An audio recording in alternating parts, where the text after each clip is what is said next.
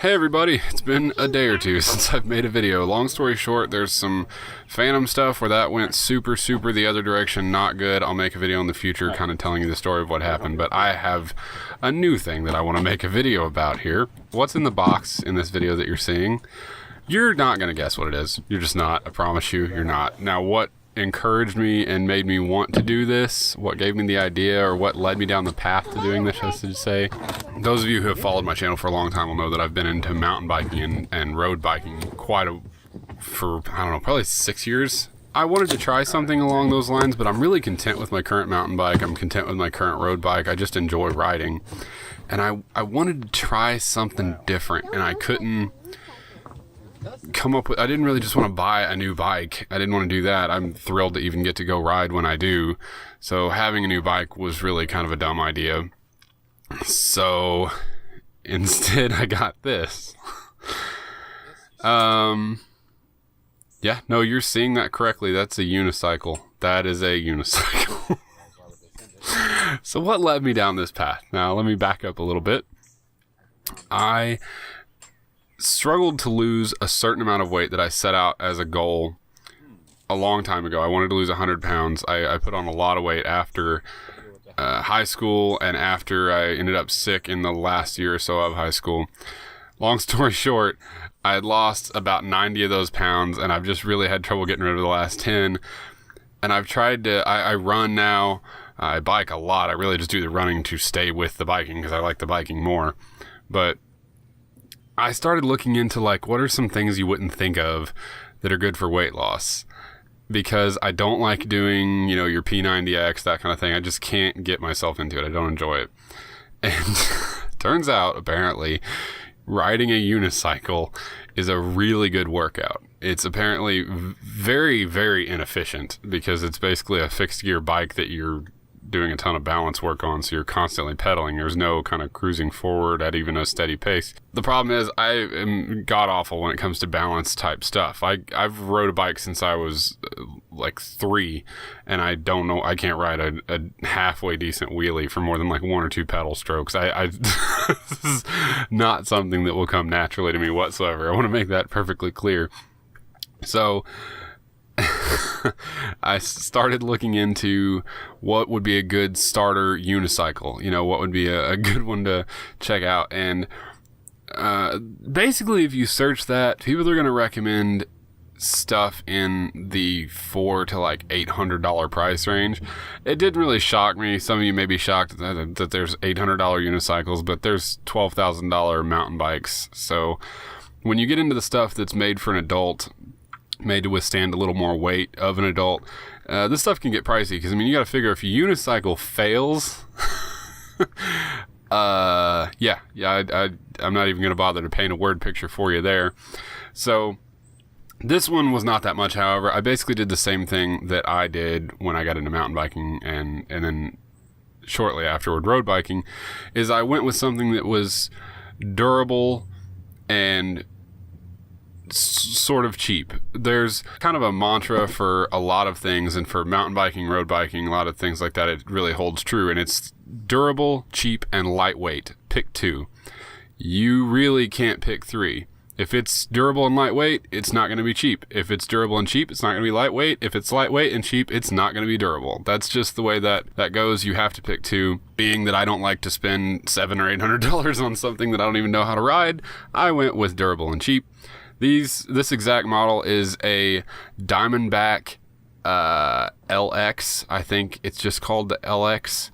But the Torquer LX is the exact same thing if you're looking into this, and it's better than the CX from what I understand, mainly in just that it has a more comfortable seat with the grab handle on it, has a little more aggressive tire, and I believe that's it. I think they're the same frame. They're both available in a 20-inch and a 24-inch. And if you're looking to get into unicycling, apparently the most common starting size for learning on is to get a 20-inch. I actually went with a 24. My thought there was that I'm taller, so it would fit me better. And then as I looked into things more, like after I'd actually ordered this thing, I started realizing and kind of more understanding the physics that are going on when you're riding unicycle. I probably should have got a 20-inch. It would have made this whole process easier. The benefit is that when I do get to where I can actually ride it, a 24-inch is a little bit faster and will be able to roll over stuff a little easier. It's not really geared towards stunts and things like that, like a smaller tire would be. The reason it would be faster is that these are all, obviously, there's no gear reduction, there's no cogs or anything like that. It is basically a direct-to-drive fixed gear. And so the gearing is just the length of the crank arm, so the size of the rotation you're making with your feet, and then the size of the tire. So if you have what are just going to be average length crank arms like these, not short or not long for any specific uses, and a 24-inch wheel over a 20, it's going to be a little faster than a 20 because it's like using a smaller ring on the back of the bike with a bigger ring on the front of a bike. I hope that makes sense. So I picked this one. You can get these for between 100 and 150, usually leaning closer to the 150 on Amazon and places. I found this one as an open box item. It was still brand new and was $120. But you can get them anywhere in that range depending on where you look in things and whether it's open box, what size it is. The 24s seem to go for a little bit more than the 20s. And so the next step was starting to actually ride the thing. Now, this is a process. This is a long process. Just the steps I've taken to start riding, to get the basics down, the absolute basics. There's an ebook, I'll link it down in the description. Starting to ride, you'll see that I'm basically just holding onto the Jeep. What everything and every video will tell you to do is just sit there and just hold on and kind of get the feel of the thing. To get up onto a unicycle, basically you'll see me putting my dominant foot, for me that's actually my left foot, I'm right-handed, but in mountain biking my left foot's my dominant. That's fairly common, but find your dominant foot, put that one on the bottom, 6 o'clock position on the pedal, and use it as basically a way to step and lean up onto the unicycle. You get up there, you find where you're at, you kind of get level, and it's gonna feel real weird. This was one of the most uneasy feelings on on anything with wheels I've ever had. Okay, it's real weird. Or wheel, just wheel. I started just kind of working my way back and forth, and this was over the course. What you're seeing here to the end of this video was probably a good half hour to 45 minutes of kind of piddling around. Now, the ground around my Jeep wasn't perfectly level, and you're supposed to really start riding on real good level ground. A lot of people recommend like tennis courts and stuff, but the day this came in, I didn't really have time to go do that. I just really wanted to get on it and try it.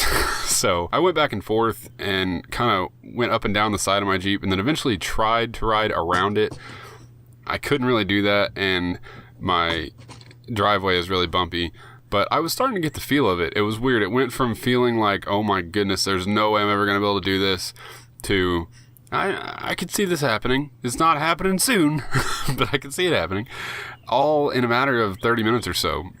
I was really shocked. I figured this was going to be one of those things that would take, a month to even be able to feel comfortable sitting on it, because it just looks ridiculously hard, and it feels ridiculously hard. The first time you get it and sit there, it just feels like there's no way. Especially if you don't have some sort of just God-given talent from the womb. It did not feel like something I was going to just pick up. That being said, I just eventually tried to kind of let go and just lean forward and go for it. You really, when you're trying to ride one of these, and I think I'm starting to get the feel of it, but I don't know, what you really want to do is, if you think of it as the unicycle is following you and you're leaning forward, putting your center of gravity forward, and then just trying to kind of follow with the wheel. If you think about running down a hill, everybody's done this as a kid. When you go sprinting down a hill and your body gets away from you and your legs, it feels like you're just going to run faster and faster, and eventually that fall's coming. You're going to land face first and go skidding. It's kind of that. You're basically needing to sit up straight. You need to lean forward slightly to start falling forward.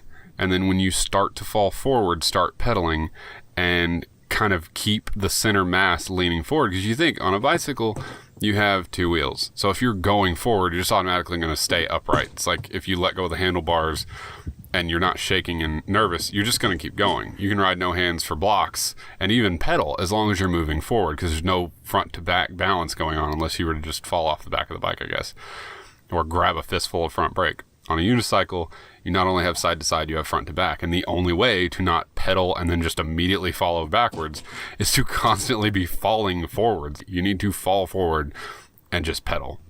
And I tried that over and over, and it's really hard to get your body to feel used to it. It's like the first time you did a front flip on a trampoline as a kid or something. You just really have to get your body to be okay with it, and it just isn't. It's a really hard thing to get yourself to do.